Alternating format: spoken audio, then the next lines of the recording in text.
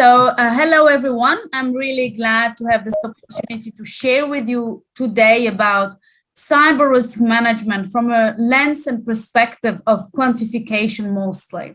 So before I go into the details of our approach, very quick introduction about myself.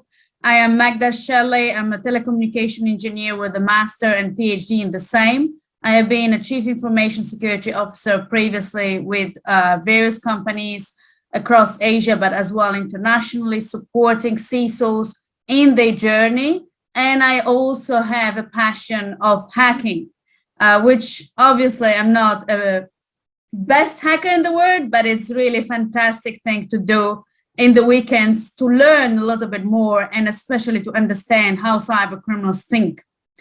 So I joined Marsh Asia because of one specific aspect, cyber risk management from a lens of what we call risk managers and especially risk specialists that look at it only from a perspective of numbers. If they don't have numbers, they don't believe that they can take the right informed decisions. Therefore, that's where I think that I can bring to you today some value talking and discussing about risk quantification.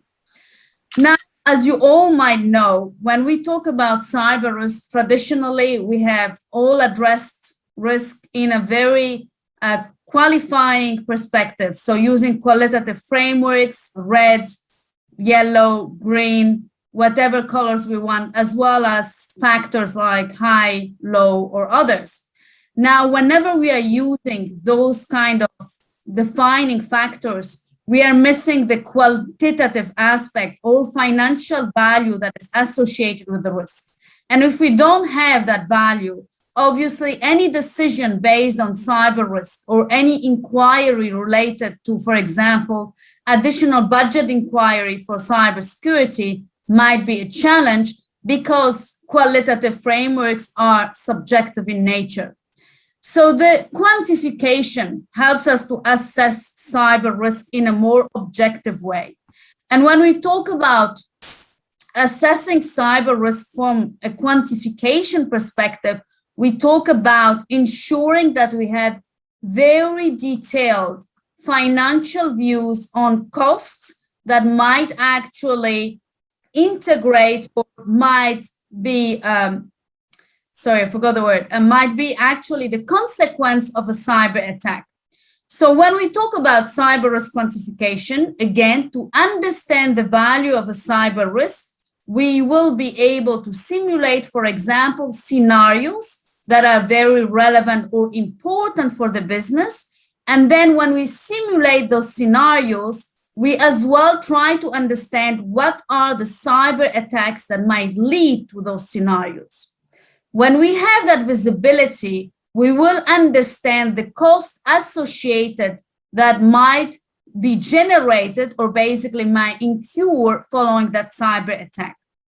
And that means that, for example, a cyber risk like a data breach or a business interruption following a cyber attack will have a very clear financial value. For example, 5 million, 4 million, or 3 million. And if you have that visibility, again, you will be very much empowered to take the decision what to do with the cyber risk and how much to invest, for example, in cybersecurity controls versus cyber risk transfer or a balance between both. Now, when we talk about, again, the quantification aspect, I would like just to as well clarify the semi-quantitative approach, which I like to call that way, the way of how we currently see very often cyber risk identified. We use, for example, numbers and certain calculations for likelihood of that particular threat incurring or just happening. We use certain approximative values of, for example, saying that if the impact is more than 10 million or 100,000, that means something for the business. Either it's low impact or medium or high. Now, in my view, those ways of calculation are still what we call semi-quantitative. They don't allow you to very clearly understand the direct and indirect costs of a cyber risk materializing. When we talk about the quantitative approach, we are talking about understanding not only the cyber risk from a perspective of likelihood and impact and giving the value to both of those criteria, but as well, again, focusing on worst case scenarios or a few scenarios that are relevant for the business and that are especially linked to the business risks. And I'm a little bit trying to get a lot and share with you a lot of knowledge, but please feel free to ask me questions if you have any. But as an example, when we talk about cyber risk for companies and we try to quantify those, again, as I mentioned, one of the very successful approach is to share or build those scenarios. And when we talk about scenarios for a business that relate to cyber risk, we do not talk about, for example, just a cyber attack. We do not talk about ransomware or malware. We talk about, for example, again, a data breach following a successful cyber attack, or even a very unusual cyber risk, product recall due to a cyber attack. Of course, those examples are very high level. But what I'm trying to bring as a very important message here is that in order to start the quantification, we need to very clearly identify cyber risks that are relevant to the business and that do not only represent or consider the technical aspects, but as well the business points. And in the case of the product recall, which is an example that I really like specifically, it is a good example that allow us to understand how a cyber attack might lead to what we call a traditional business risk, eventually again, product recall. Now, how often do we see those kind of scenarios in a risk register? Probably not often enough. And when we talk again about having a clear visibility of scenarios that represent cyber risk for a business, we will be able to understand in further details the cost associated when that particular scenario occurs.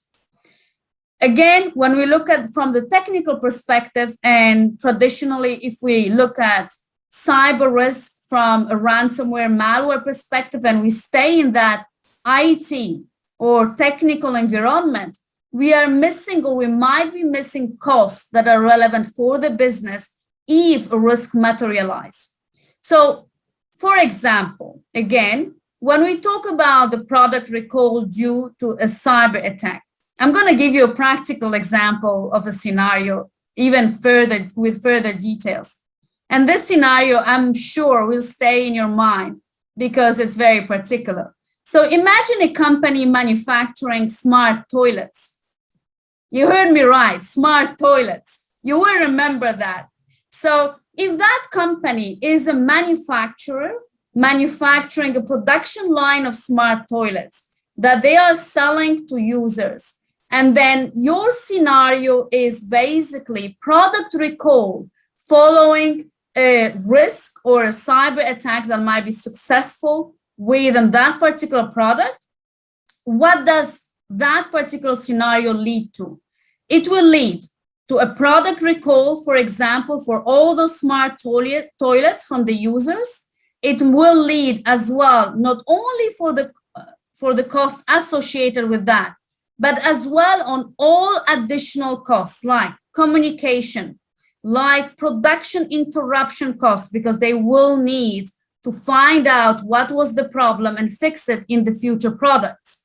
Costs associated to basically research, investigation, as well as incident response, recovery, etc. So there's a lot of areas that we can very clearly analyze as well as understand associated costs if we try to clearly define a particular scenario that is relevant for our business. Now, what I have seen often is that rather than going into scenario analysis, we still talk about technical aspects. So that's why I wanted to give you an example that is very different. Smart toilets is not something that you hear very often, but it does exist. So if we are able to discuss around cyber risk by bringing that visibility to the business stakeholders and to the business, we will have a different discussion, not only around how the cyber attack happens or why it's important to invest in cybersecurity, but as well, again, why the business should invest a particular amount in controls rather than a smaller amount that they maybe initially thought about. So we know very well that security breaches exploit people, process, and technology. But whenever we are talking about scenario and risk register or risk management for companies, we need to make sure at least that we address those three types of scenarios that will consider those different weaknesses. So for example, product recall due to a cyber attack is a scenario that specifically might be related to a technical issue. The second scenario that you might want to address is actually when you have financial fraud due to, for example, a vendor being compromised, where very often we have seen in Asia, especially, that companies have paid bogus invoices thinking that they are paying to the vendors. And then third, eventually you can think about a scenario that was as well something that really happened in real life, when an employee gets bribed into putting or installing a malware within the company. Now, when you have identified your three worst scenarios that represent as well three different types of scenarios, it is all about understanding those costs to continue your quantification. And understanding the cost, that is where it gets a little bit more complicated. Why?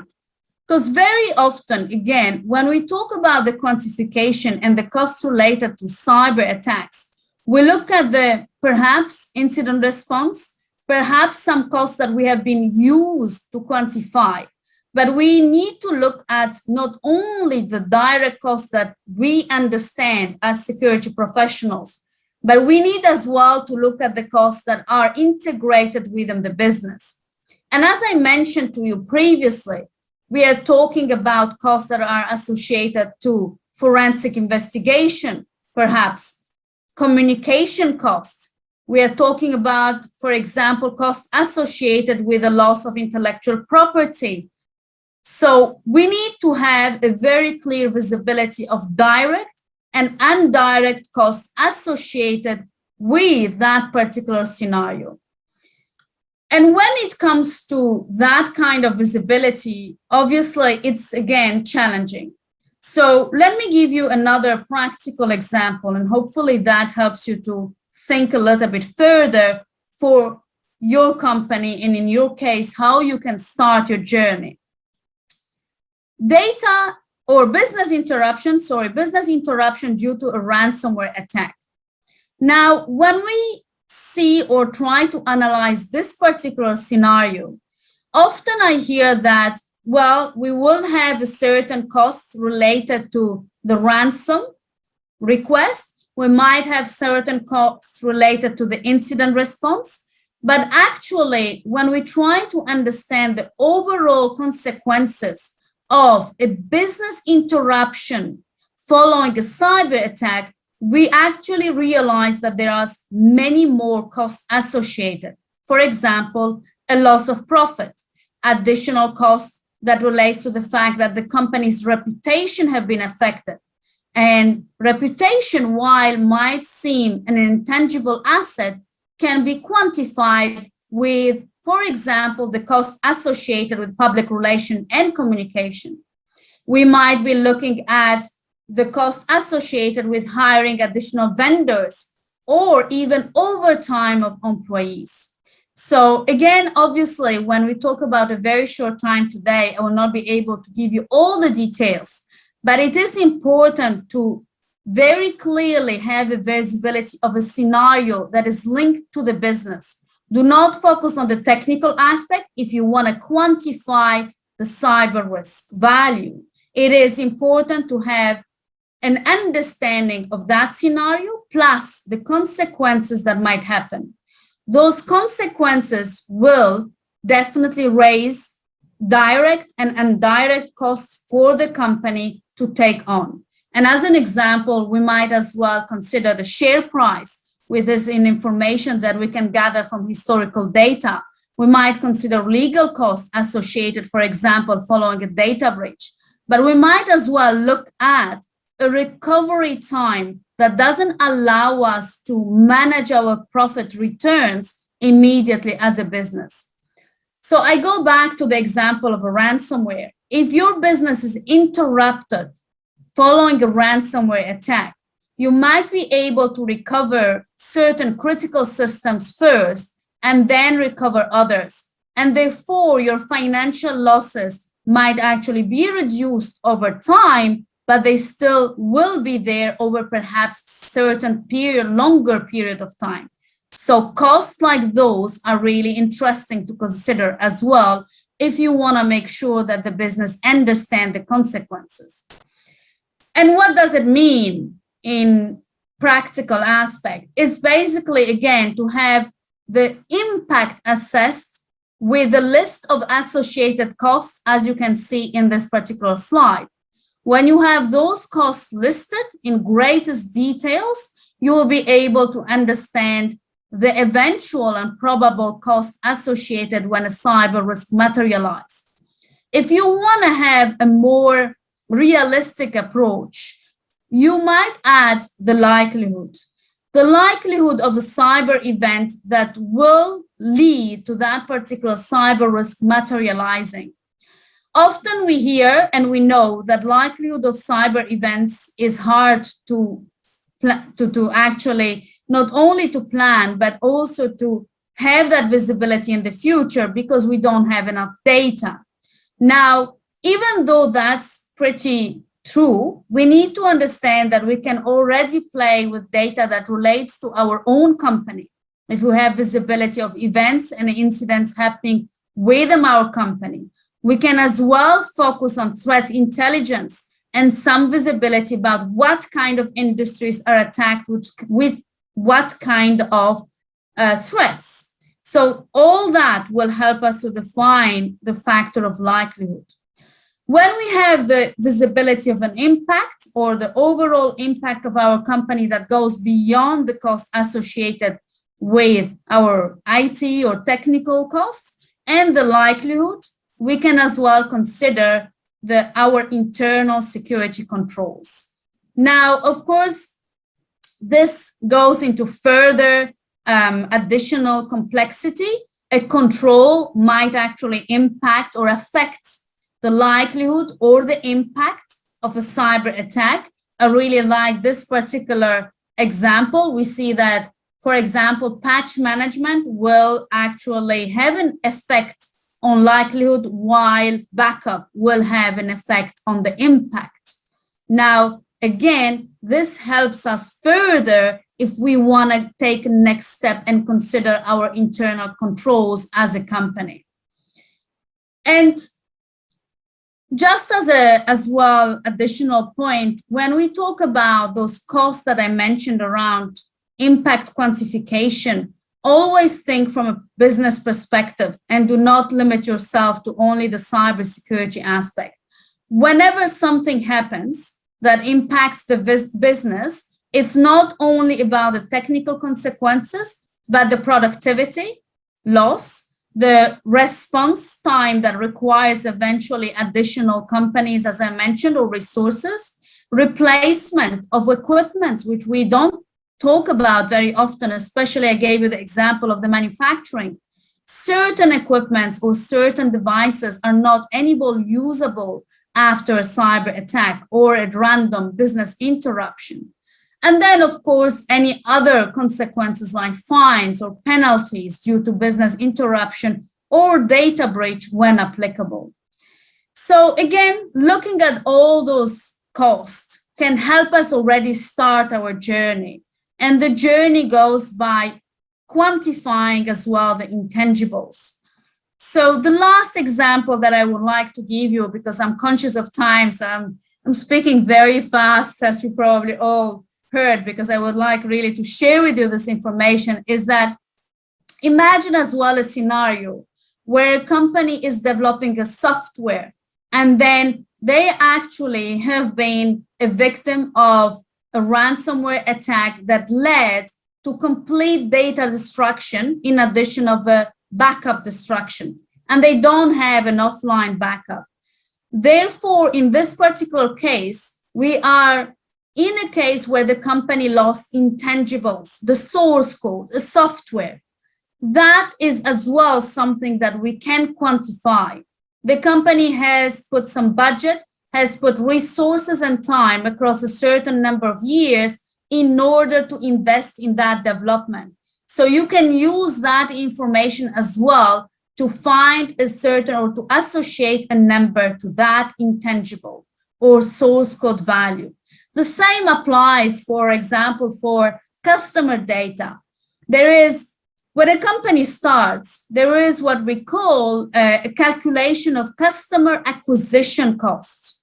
Now, if you lose a customer, you will need to acquire a customer to recover that business. And therefore, again, if we look at the way of how we calculate for customer acquisition, we can as well associate that value to the loss of customers.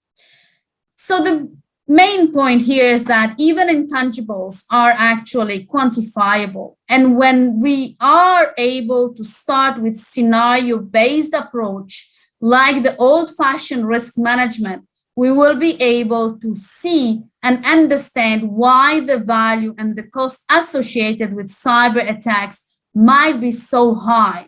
We are not only talking about fines when we're talking about data breach. We are not only talking about share price drop when we talk about a cyber attack. We are talking about direct and indirect costs that relate to that business being impacted or disrupted by a cyber attack. And the more we have scenario-based approach, the better we will be able to understand those costs. And when we have that visibility of the costs associated, the decisions will be much easier. As I mentioned, if you understand the value of a cyber risk, if it's 5 or 10 million, you'll be able to decide further how, and not only how to manage, but where to invest, for example, or certain controls, and especially what to prioritize. For example, again, if you have 3 worst case scenario, you might find out that 1, cyber risk might lead to 10 million, but the third might lead to 2 million. So you can focus on the first, on the most expensive scenario, and therefore as well understand what kind of controls are required to mitigate that particular risk. And basically, it means having this kind of visibility. Now, again, we have seen those in particular Excel files or risk management approaches where we have approximations, but we don't consider a very, I would say, detailed view on the impact categories, considering all the costs associated from legal to operational to business related costs. And all comes down to having the right mathematical, not only calculations, the impact is pretty straightforward if you have the scenario well described in greater details, but the likelihood, of course, is more complicated, as well as if you're talking about considering your own controls. As I mentioned, a control might affect impact, might affect likelihood of an event. So how do you consider that? And how do you make sure that you actually are able to understand your controls, implication and percentage of mitigation on your cyber risk? This is something that I have been working on and I have researched. So definitely there are things that are done with the FAIR, for example, framework, but I would advise everyone to try and think about innovative ways on how to implement that. Again, I think if we look at what you should do or how you should think about it, in the future, definitely focus on scenarios that are related to the business and not only to the technicalities of a cyber attack. When you have that visibility, focus as well on the impacts and costs to the business, because that's the easiest way. What might happen if a cyber attack leads to a business interruption or a data breach or a product recall or whatever you want? Link them to the business risks that are very important or are a priority for the business. And then, of course, go into the quantification further and try to have that value of cyber risk clearly identified. So it will support your conversation with the business stakeholders and decision makers. And again, you will be able to define priorities and focus on the right controls, but as well on cyber risk transfer. So obviously we know 100% security doesn't exist. So that's all from my side. I hope this was insightful. Apologies if I was too quick, but I tried to share as much as possible with you on a topic that has very much complexity, but as well depth. And I'm happy to answer any question if there are any.